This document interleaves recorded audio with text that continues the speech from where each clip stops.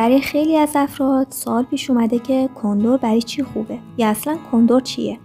اگه از معجزه مصرف این گیاه ارزشمند اطلاع داشته باشید، قطعاً همیشه کندر رو تو خونتون خواهید داشت. تو این ویدیو چند خاصیت مهم کندر رو به شما میگیم. فوایدی از کندر که شنیدن هر کدومش شگفتی شما از این همه خاصیتی که درون یک گیاه هست رو بیشتر میکنه و از این همه خواص کندر متعجب میشید.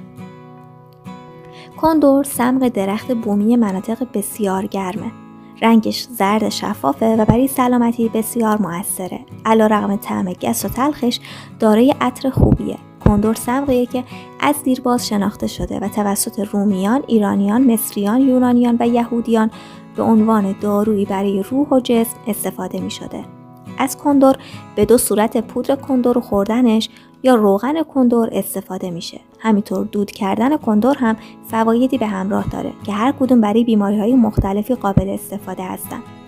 علاوه بر دونستن خواص کندر، طریقه مصرف و میزان مصرف کندر هم مهمه. پس تا پایان ویدیو رو با من باش. قبل از اینکه به خواص معجزه‌آسای کندر بپردازیم، در مورد دود کردن کندر لازم نکات جالبی رو بگیم. کشورهای عربی به دود کردن کندر اعتقاد خاصی دارن و دود کندر رو عامل دفع انرژی های منفی میدونن و برای پاکسازی ازش استفاده میکنن. تمامی خواص کندر از لحاظ علمی هم اثبات شده است. دود کندر در صبح باعث رفع کسالت و خواب‌آلودگی میشه و انرژی زیادی رو به شما میده که بی نیاز از مصرف چای و قهوه صبحگاه و عوارضش میشید. اولین خاصیت کندر، درمان سرد مزاجی. طبق دیدگاه طب سنتی که عامل تمامی بیماری ها رو طبع سرد بدن میدونه و خیلی از افراد بر اثر استرس ها و شرایط سخت زندگی امروزی و سرد مزاج بودن به بیماری های سرد مبتلا میشن، بیماری های مثل آلزایمر، بیماری های گوارشی، آرتروز، کمردرد، زانودرد و بیماری های از این دست که جزو بیماری های سرد هستن، با مصرف کندر این بیماری ها و این سردی بهبود پیدا میکنه. کندر بهترین دارو برای افرادی که بدنشون دچار سردی هست، چون کندر یک گیاه گرمه که افرادی که گرمی مزاج دارن نباید زیاد کندر استفاده کنن، اما برای افرادی که سرد مزاج هستن بسیار مفید هست. اما چطور و چه میزان باید کندر مصرف کرد؟ در ادامه خواهیم گفت. در انتهای ویدیو طرز تهیه روغن کندر در خانه رو هم به شما آموزش میدیم. کندر باعث اکسیژن رسانی به مغز، افزایش انرژی مغز، بازسازی سلول‌های مغزی و درمان این سلول‌ها میشه. پس در درمان آلزایمر بسیار موثره و طبق مطالعاتی که انجام شده، کندر میتونه به عنوان دارویی برای پیشگیری از آلزایمر استفاده بشه. همینطور کندر برای تقویت حافظه بسیار مفیده. برای افراد کنکوری و دانشجو و کسانی که در حال درس خوندن هستند، دود کردن کندر در اتاق مطالعه میتونه راهکار خوبی برای افزایش حافظه و کارایی مغز باشه. مصرف کندر باعث سرحالی مغز و ترشح هورمون‌های نشاط‌آور در مغز میشه. کندر به اندازه‌ای برای مغز مفیده که از زمانهای دور پزشکان مصرف کندر رو به زنان باردار توصیه کردن که بسیار برای جنین مفیده. البته ملاحظاتی هم داره و مصرف بیش از حدش هم ممنوع هست. کندر همینطور برای افرادی که تمرکز کمتری دارن و حواس پرت هستن بسیار مفیده. همچنین باعث کاهش بلغم بدن و مخصوصا بلغم مغز میشه. شما میتونید صبحها از کندر هم به صورت خوراکی و هم به صورت دود کردن و استنشاق دود استفاده کنید. مخصوصا اگر به عنوان ناشتا به اندازه یک نخود کندر بخورید بسیار اثرگذاره که هم میتونید پودر کنید و همراه با عسل بخورید و هم قورت بدین. همینطور میتونید کندر رو بجوید و عصاره‌اش رو قورت بدین. خاصیت بعدی کندر، درمان ریزش مو، چون باعث خون رسانی به بافت مو میشه و این برای رفع ریزش مو و تقویت پیاز مو بسیار مفیده. شاید باورتون نشه، اما از کندر میشه برای پیشگیری از ریزش موی ژنتیکی هم استفاده کرد. به دلیل اثر روی هورمون تستوسترون باعث پیشگیری از ریزش مو میشه.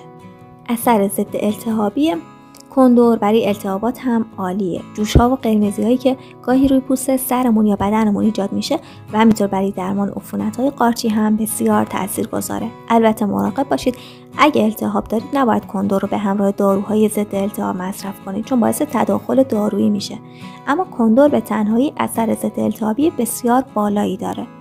کندر همینطور فواید زیادی برای زیبایی و رفع مشکلات پوستی داره. اما قبل از اینکه به خواص بی‌نظیر بعدی کندر بپردازیم، لطفاً ویدیو رو لایک کنید تا به بهتر دیده شدن ویدیو کمک کنید.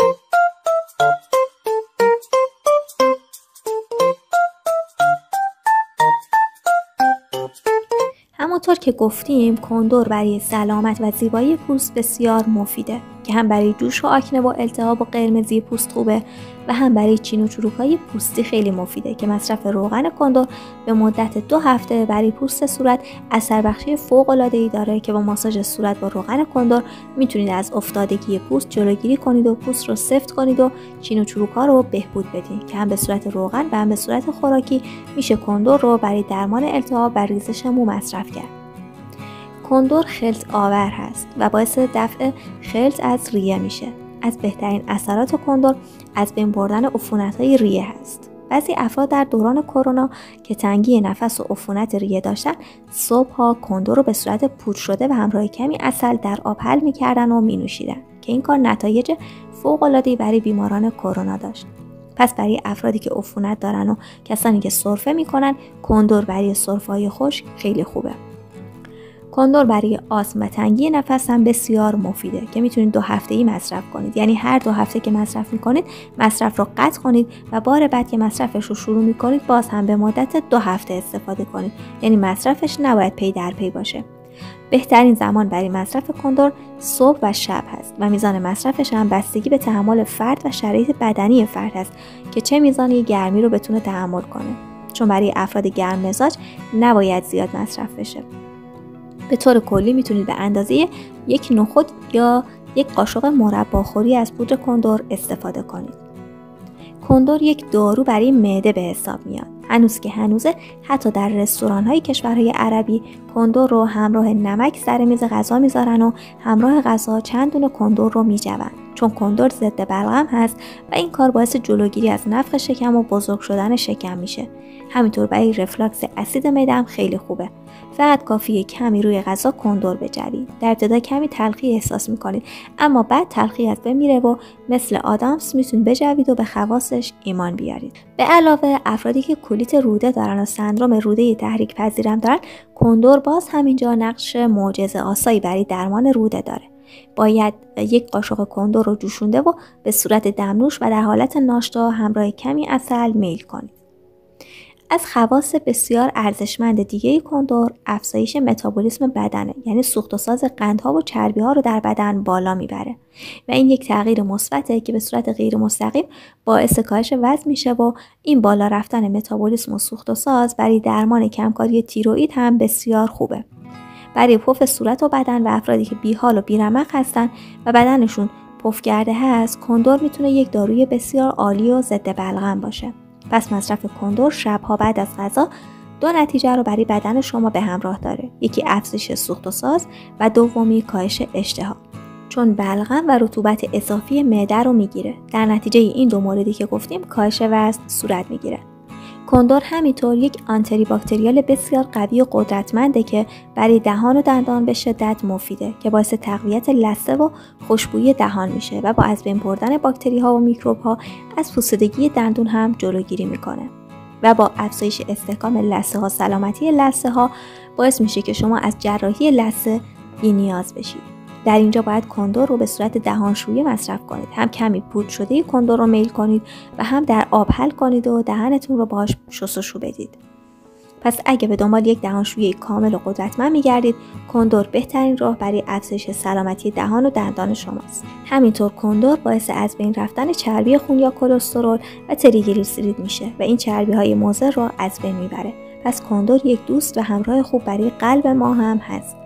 طبق تحقیقات کندر حتی در پیشگیری سرطان پروستات و سرطان سینه هم مؤثره.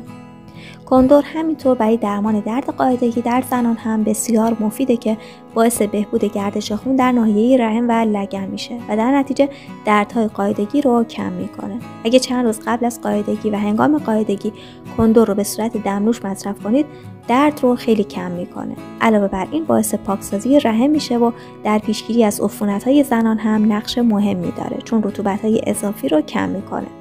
همینطور برای خانم‌هایی که در دوران قاعدگی خونریزی شدید دارن هم مصرف کندر میتونه خونریزی رو کاهش بده.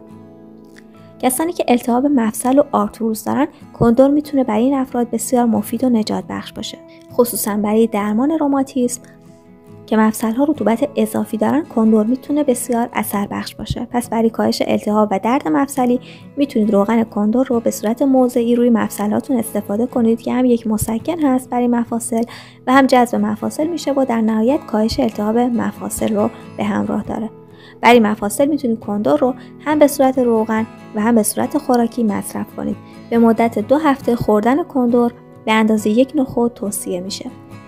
یکی دیگه از اثرات جالب کندر اینه که اگه روغن کندر رو روی زگیل بزنید باعث از بین رفتن زگیل میشه. اگه شما هم زگیل دارید سعی کنید روزانه 2 مرتبه از روغن کندر برای زگیل استفاده کنید. نکته مهم پایانی اینه که فراموش نکنید افراد گرم مزاج باید مراقب میزان مصرفشون از کندر باشن. طرز تهیه روغن کندر: ابتدا مقداری کندر به هر میزان دلخواهی، مثلا نصف 1 لیوان یا 1 لیوان کندر رو پودر کنید و داخل لیوان بریزید و 3 برابر حجم کندر روغن اضافه کنید. روغن‌های سالم مثل روغن زیتون، روغن کنجد بهش اضافه کنید و این شیشه رو توی آب جوش قرار بدین. زیر آب جوش رو خاموش کنید و اجازه بدین حرارت باعث بشه که کندر با روغن عصاره خودش رو یک نواخت کنه. ترکیبی که از روغن و کندر ایجاد کردید رو در یک شیشه نگهداری کنید و به صورت موضعی استفاده کنید.